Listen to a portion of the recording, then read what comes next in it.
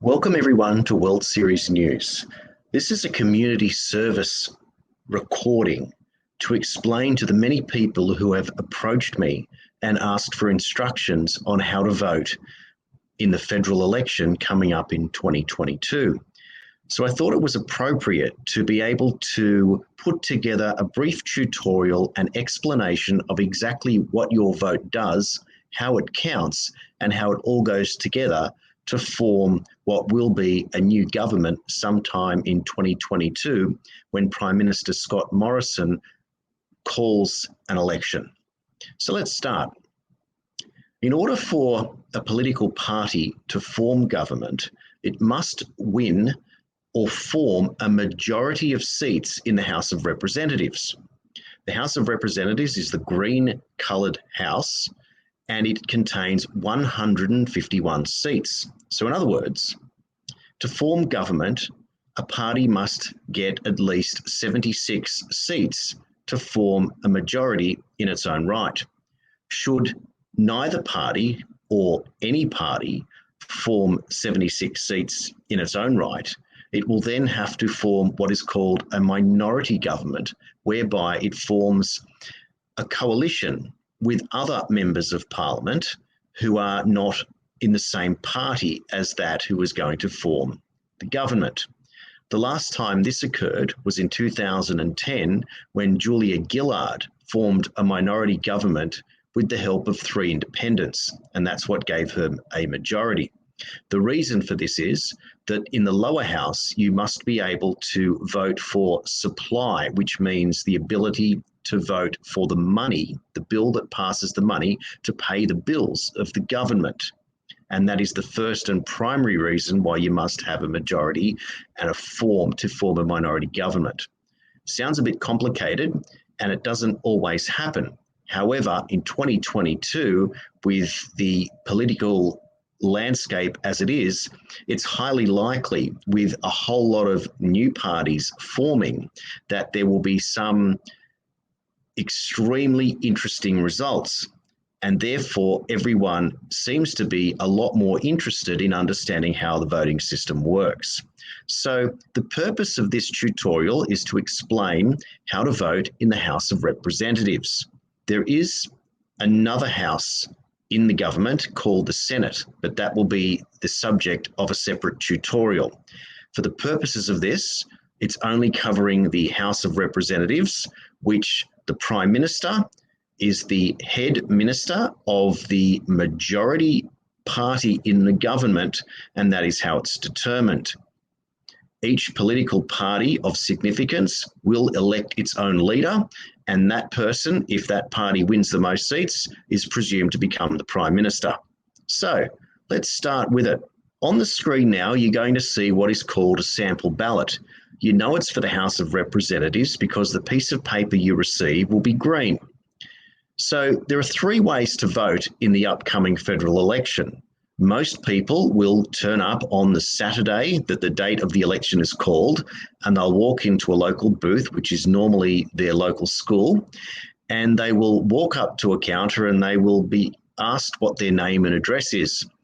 The officer involved will mark their name off and give them 2 pieces of paper which they will stamp with an official stamp. One will be the small green sheet piece of paper, and the other will be a very large white piece of paper for the Senate, again the subject of another tutorial. So today we're focused primarily on this sample green piece of paper.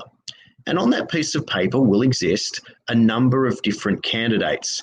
And in most seats, you'll see the major parties represented along with a number of different parties that you may or may not recognise. Next to that will be the name of the candidate. So the instructions are fairly simple.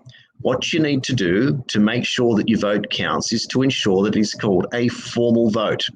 And a formal vote is achieved simply by marking the boxes. And the way you do that is by marking the boxes, all of the boxes, 1 through to whatever the amount of boxes are. So if there are 8 boxes, you mark them 1 to 8. Once they are done, marked clearly, and there are no repeats, or that means that you don't vote number 1 twice in 2 different boxes. You must mark them in order, but you can mark them in any order that you like. the ballot is secret, which means nobody can know what or who you voted for. You get a private area to vote in the school or booth that you're at, and once you've finished, you fold the piece of paper and you put it into a box that will be secured and will have somebody standing nearby to make sure that no one can tamper with the box. And that's all you have to do. There are a number of ways that your vote may not count. For example, you don't mark all the numbers of the boxes, or the writing is illegible, or you write something else on the piece of paper to identify who you are as the vote. What happens is these votes, these ballots are set aside and they're not counted, and they're called informal. There are some other areas of informality that you can presume to look up on the AEC website. To make a formal vote on the House of Representatives ballot paper, you need to number every box with a series of consecutive numbers according to your preference. That means that it doesn't matter what political parties have determined as their preference deals, you can vote for whoever you want. No one will ever know who you voted for, and you can vote, as I said, in any order you like. So as long as you mark each box in consecutive numbers and complete all the boxes, your vote counts. And from there, at the end of the election period at 6 p.m, what happens is within each booth, there is a designated officer who is in charge, and that person will unseal the boxes, and all those ballots are then poured out onto a big table and they're collected into piles.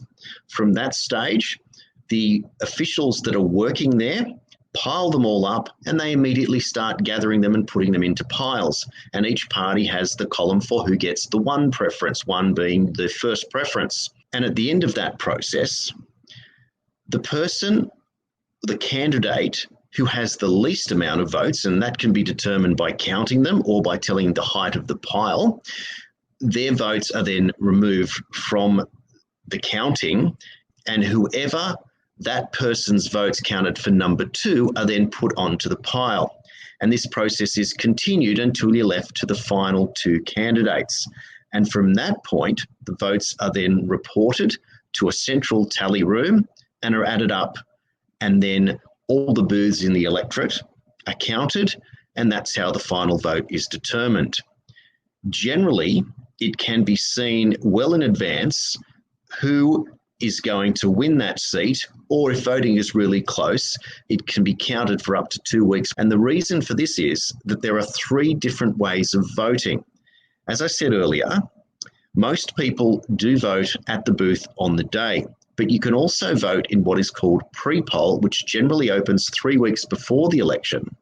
And people will go to a designated area in their electorate and perform the exact same task as before by going and reporting their name and address and having their name marked off the roll and be given the same 2 pieces of paper. Rest assured, if you make an error, you simply take your form back to the officer and they'll destroy your original ballot and issue you with a new official ballot. The third way of voting is by requesting a postal vote, and that is that you can have a vote ballot sent to your address, fill it out, and then return it. But it won't be sent to you without being solicited by you. You have to request it. Now, if you happen to be out of the area on the day of voting and you haven't done a pre-poll or a postal vote, you can arrive at a booth outside of your electorate and apply for an absentee vote. This is a little bit more complicated and a little bit of effort is required, but it's an unusual but necessary form where people who are travelling for work or whatever the circumstances are, whether they're somewhere else out of area, can do that on the day. But this is why most people who know that this is going to be the case choose the pre-poll or postal vote option. So this is a quick tutorial to explain how simply it is. And you'll also notice in this video, we have included a sample that you can get from the aec.gov.au website, where you can actually practice and have a look and get a little bit more information on exactly how to make your vote count. So with the upcoming election, It stands to reason that people would like to make their vote count and will like to be informed on how to create a formal vote and not an informal one. And this has been a very simple service, courtesy of World Series News, for those people who'd like to know how to vote in the House of Representatives. See you on the next show. Thanks for watching.